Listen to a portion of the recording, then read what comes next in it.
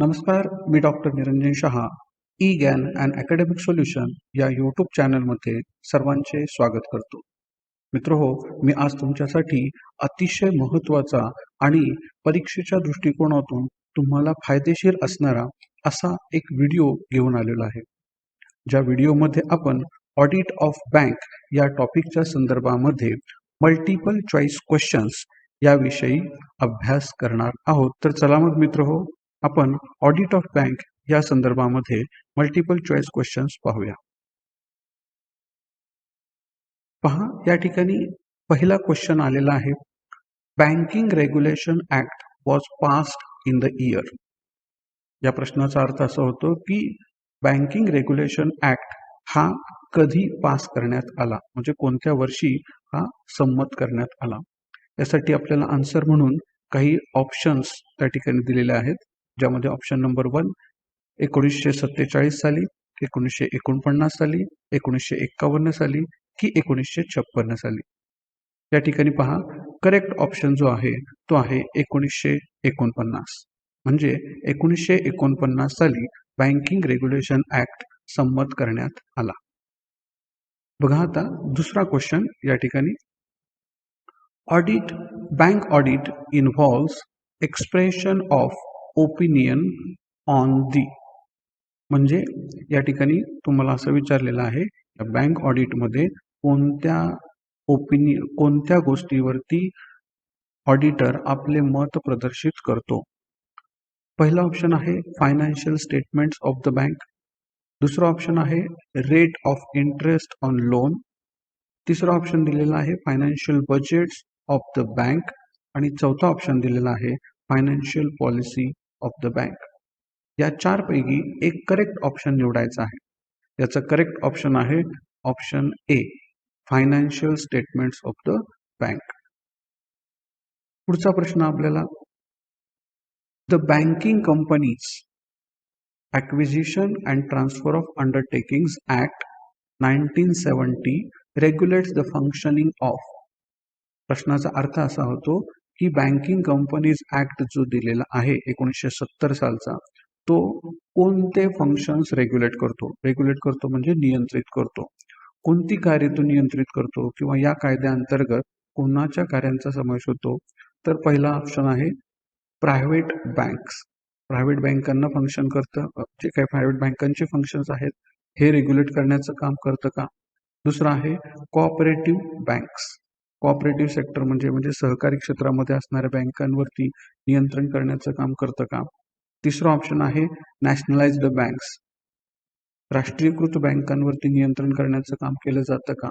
आणि चौथा ऑप्शन आहे all banking companies in India.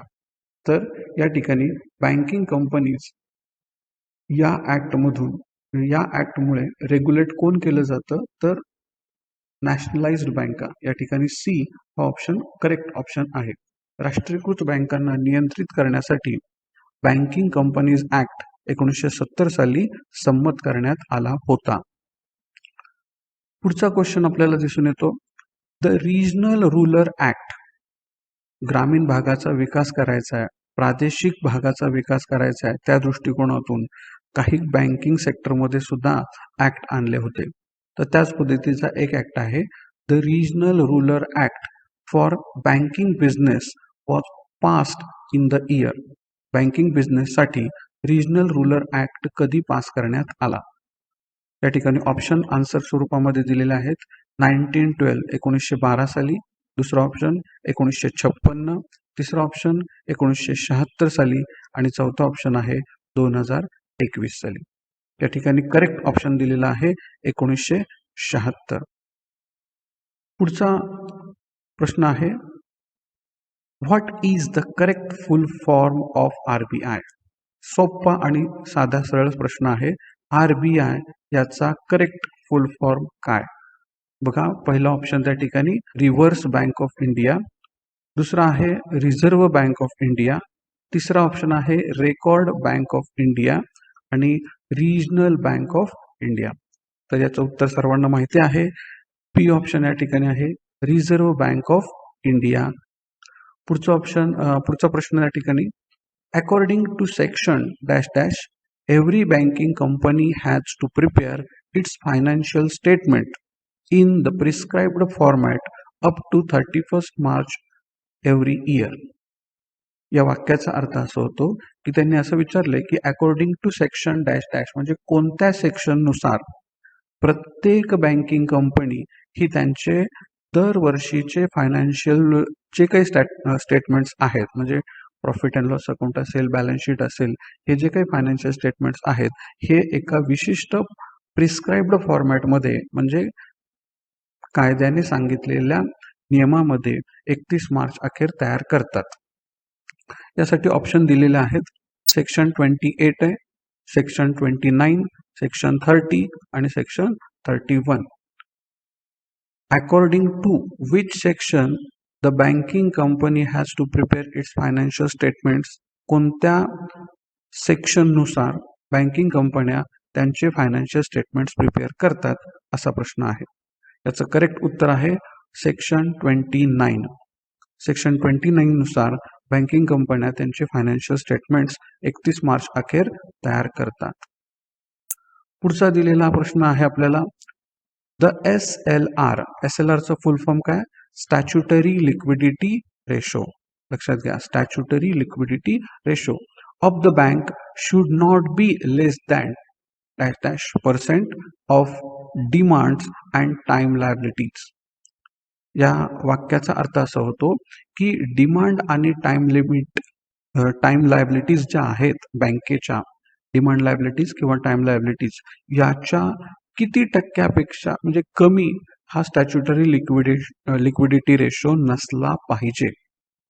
या ठिकाणी ऑप्शन दिलेले आहेत 35%, 30%, 25% आणि 50%. म्हणजे आपण असंही म्हणू शकतो किंवा प्रश्न तुम्हाला अशाही पद्धतीचा येऊ शकतो की बँकांचा स्टॅच्युटरी लिक्विडिटी रेशो मिनिमम किती असणं गरजेचं आहे, म्हणजे कमीत कमी किती असला पाहिजे, किंवा या ठिकाणी जो प्रश्न विचारलेला आहे should not be less than म्हणजे विशिष्ट पर्सेंटेजपेक्षा तो कमी नसला पाहिजे. तर अशी किती टक्के तो असला पाहिजे, तर 25% कमीत कमी असला पाहिजे, त्यापेक्षा कमी असता कामा नये. स्टॅच्युटरी लिक्विडिटी रेशो हा बँकेच्या डिमांड लायबिलिटीज आणि टाइम लायबिलिटीज या दोन्हीच्या टोटलच्या 25% जास्त असला पाहिजे. पुढचा प्रश्न आपल्याला, in the process of bank audit what is the full form of LFAR. Bank ऑडिटमध्ये LFAR याचा फुल फॉर्म काय? त्याचे ऑप्शन्स दिलेले आहेत. लीगल फॉर्म ऑडिट रिपोर्ट, दुसरा ऑप्शन आहे लॉंग फॉर्म ऑडिट रिपोर्ट, तिसरा ऑप्शन दिलेला आहे लिक्विड फॉर्म ऑडिट रिपोर्ट आणि चौथा ऑप्शन दिलेला आहे लॉस फॉर्म ऑडिट रिपोर्ट. आता याच्यामध्ये जे काही करेक्ट उत्तर आहे ते उत्तर आहे ऑप्शन नंबर बी, लॉंग फॉर्म ऑडिट रिपोर्ट. पुढचा प्रश्न आहे, the state bank of India act was passed in the year. State bank of India act हा कधी संमत करण्यात आला? त्याचे ऑप्शन आहेत 1951 1951, 1955 1955, 1956 1956 आणि 1961 1961. तर करेक्ट ऑप्शन दिलेला आहे पी, 1955. 1955 साली state bank of India act संमत करण्यात आला. पुढचा क्वेश्चन आपल्याला या ठिकाणी दिलेला आहे, an auditor of the bank expresses his views in a clear and affirmative manner is called as. म्हणजे जर ऑडिटर क्लिअर आणि अफर्मेटिव्ह मॅनरमध्ये त्याचे व्ह्यूज एक्सप्रेस करत असेल तर त्या व्ह्यूजला कोणत्या पद्धतीचा ओपिनियन समजला जातो? ऑडिटरचा ओपिनियन जो दिला जातो तो कोणत्या पद्धतीचा आहे? एक ऑप्शन दिलेला आहे क्वालिफाईड ओपिनियन, दुसरा आहे अनक्वालिफाईड ओपिनियन, तिसरा आहे ॲडव्हर्स ओपिनियन आणि चौथा आहे डिस्क्लेमर ओपिनियन. मग यापैकी एक ऑप्शन आपल्याला निवडायचा आहे. करेक्ट उत्तर आहे अनक्वालिफाईड ओपिनियन ऑफ द ऑडिटर. मित्रहो, या पद्धतीने आपण आतापर्यंत 10 क्वेश्चन्स बघितले. तुमच्या लक्षात आलं असेल की बँक ऑडिटमध्ये या काही महत्त्वाच्या क्वेश्चन्सची उत्तरं अशा पद्धतीने दिली जातात. मित्रांनो, व्हिडिओ कसा वाटला कमेंट बॉक्समध्ये मला जरूर कळवा. या पद्धतीचे असे अनेक व्हिडिओ मी या ठिकाणी अपलोड करणार आहे. तर चॅनलला सबस्क्राईब केलं नसेल तर चॅनलला सबस्क्राईब करा, ज्यामुळे अशा पद्धतीचे पुढचे व्हिडिओ तुमच्या नोटिफिकेशन्समध्ये तुम्हाला मिळतील आणि त्याचा फायदा तुम्हाला परीक्षेसाठी होईल. Thank you.